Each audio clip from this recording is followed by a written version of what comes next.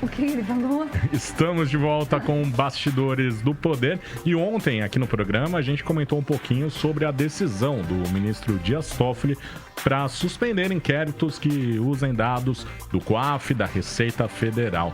A gente tem um VT que fala sobre esse assunto, a gente acompanha e depois comenta.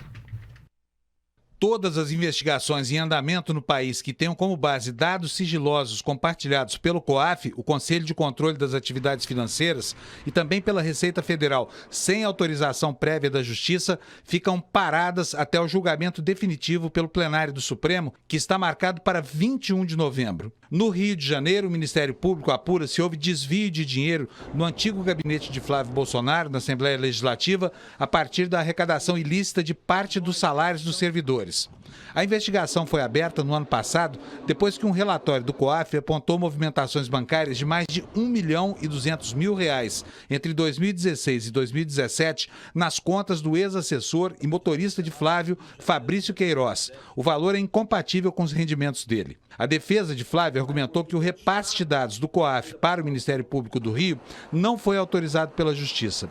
O presidente do Supremo aceitou e estendeu a suspensão dos processos a todos os casos semelhantes no país. O procurador Eduardo El Hagi, que é o coordenador da Força-Tarefa da Lava Jato no Rio de Janeiro, afirmou que essa decisão atingirá praticamente todas as apurações de lavagem de dinheiro no país envolvendo crimes de corrupção e de terrorismo.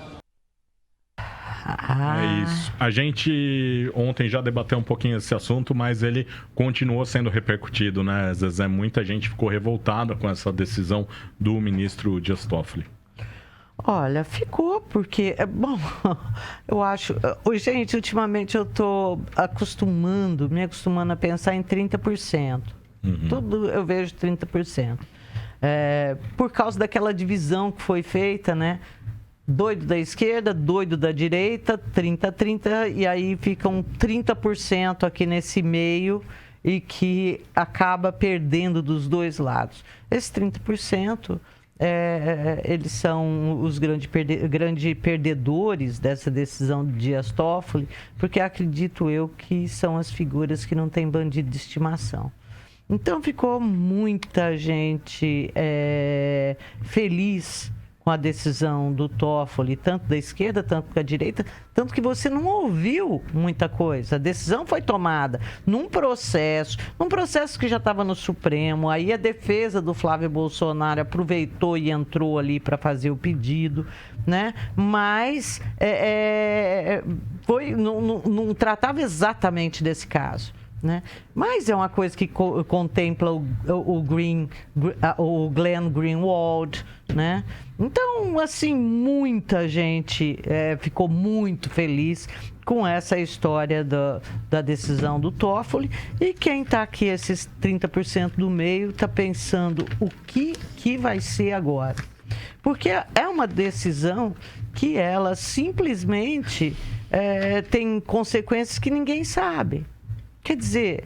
Não, consequência todo mundo sabe. Suspendeu toda a investigação. Parou tudo. Porque havia dúvida, na verdade, se ia parar tudo, se não ia parar tudo. Pelo que eu entendi, parou tudo, suspende toda a investigação contra qualquer tipo de crime, seja ele de corrupção ou de tráfico de drogas, ou seja, a PCC está feliz, o povo do PT está feliz, os bolsonaristas estão felizes, está todo mundo feliz, porque atendeu o bolsonarismo, atendeu os esquerdistas, ou seja, atendeu todos os bandidos que moram aqui no Brasil e que estavam sendo investigados pela Justiça. Então, essa decisão do Dias Toffoli acabou fazendo com que ele fosse um estrategista, sendo que ele atende aí ao filho do Bolsonaro, que se livra, por enquanto, né, Zezé, o Ministério Público está impedido de usar dados do COAF e outros dados para poder investigar qualquer tipo de corrupção, e acaba sendo resvalada num monte de outros processos. Então, foi assim, todo mundo ficou atendido. Aí você fala dos 30%. Bom, pelo menos 60% não reclamaram, Zezé, porque eu não estou vendo ninguém reclamar e falar mal dessa decisão do Dias Toffoli. Então, eu falei que são os 30% que estão sofrendo. Pois você deve estar entre os 30%, Marcão, entre os 30%, né, aqueles que estão neutros. Agora, que essa medida do Toffoli, ela é vergonhosa para o nosso país, ela é vergonhosa. Como assim você suspende uma coisa que já foi decidido no Supremo Tribunal Federal em 2016, autorizando o Ministério Público a utilizar dados do COAF, que são dados, gente, são dados financeiros, financeiros para você poder ver se está lavando dinheiro. Explica como funciona, Rose, porque as pessoas, porque depois dessa história do Greenwald, que o COAF vai investigar o Glenn Greenwald por causa dos vazamentos, todo mundo tá achando que o COAF, ele trabalha como uma polícia. Não. Ele não trabalha como uma polícia, pelo amor de Deus. Os bancos, a lei que criou o COAF, criou esse mecanismo para barrar, para tentar ajudar no combate à lavagem de dinheiro, que é uma coisa existente, principalmente em função do tráfico e da corrupção. Quer dizer, veja só quem que o Toffoli está beneficiando. Então, né? Porque assim, qualquer movimentação que um comércio tiver, com qualquer entidade tiver acima de 30 mil, por exemplo, em dinheiro, Zezé, essa entidade ela é obrigada a comunicar ao COAF que o fulano de tal pagou aquilo em dinheiro vivo. Por quê? Porque aí o COAF vai verificar se essa pessoa está lavando dinheiro ou não. Em relação ao Ministério Público, o que o Ministério Público faz? Ele pede informação, está, por exemplo, investigando o Marcão. Está investigando o Marcão, o que o Ministério Público vai fazer? Vai lá nas transações financeiras do Marcão para ver como que ele está sendo utilizado o dinheiro. Mas ele pede autorização, judicial, pede. Aí o Ministério Público vai e pede para o COAF. Mas o Ministério Público não precisa dessa autorização judicial para pegar esses dados, Zezé. Não, mas para abrir a investigação precisa. Então, é o seguinte. Agora, Zezé, como fica, por exemplo, essa obrigatoriedade que qualquer comerciante tem de informar que acima de 30 mil reais em dinheiro, o cara pagou em dinheiro, tem que informar o COAF. Gente, é complicado. Só que o Ministério Público, gente, só uma última notícia. O Ministério Público do Rio de Janeiro recorreu ao tribunal para poder manifestar sobre o tema. No pedido, o Ministério Público do Rio de Janeiro, ele argumenta que a medida do Toffoli pode impactar processos e investigações em curso. E aí, não era isso que eu queria ler. Pera um pouquinho. Aqui, eu quero ler isso aqui, ó, gente. Que a ação de paralisação, ele paralisa todas as investigações de lavagem de dinheiro no Brasil, Zezé. Para o procurador, que é o procurador o El Age, que assinou esse pedido, a exigência de decisão judicial para a utilização de relatórios do COAF ignora o macrosistema mundial de combate à lavagem de dinheiro e ao financiamento ao terrorismo e aumenta o já combalido grau de congestionamento do judiciário brasileiro. Ou seja, ele está dizendo, olha, o Toffoli, quando ele determinou que não se pode investigar nada, ele está ajudando, Zezé, o povo que faz lavagem de dinheiro, ele está ajudando o financiamento ao terrorismo e ele está aumentando o número de processos na justiça, em qualquer tipo de justiça. Mas você não gostou, Rô? Eu não gostei, eu detestei. Vai reclamar pro bispo, tá bom? Ele pode fazer o que ele quiser. Ele é ministro do Supremo. Ele é o presidente do Supremo. Ele é presidente do Supremo. E se houve algum momento em que a gente questionou a nomeação dele, é porque a gente sabia que de uma pessoa dessa poderia vir decisões como essa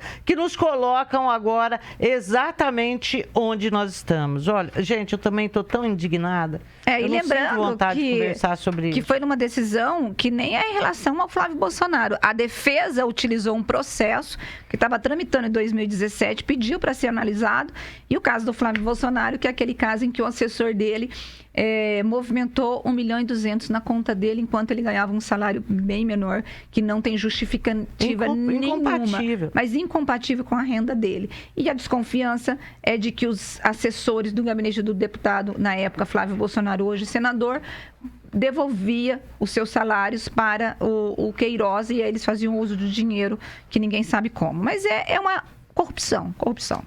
Falando em Bolsonaro, o presidente da República, Jair Bolsonaro, ele está em Santa Fé, na Argentina, onde vai participar da cúpula de chefes de Estado do Mercosul. Ele já fez um discurso e ele falou que precisa de zelo nas indicações das embaixadas. Segundo o presidente, está definido que seu filho Eduardo Bolsonaro será indicado para assumir a embaixada do Brasil em Washington, nos Estados Unidos, e caso ele seja indicado, caberá ao Eduardo aí decidir se ele vai aceitar ou não o cargo, né? E aí ele vai para o Senado. O Senado vai precisar aprovar dar essa indicação. Então, o presidente da República na Argentina falando que precisa ter zelo para indicar embaixadores. Pois é, e o zelo é ser filho do presidente. O zelo é ser filho do presidente, porque não tem currículo para poder ser nomeado embaixador. Sinto muito. E mais uma notícia... Mas pode falar, Zezé. Não, olha, não quero. Eu já falei tanto disso, eu acho isso tão vergonhoso. Enfim.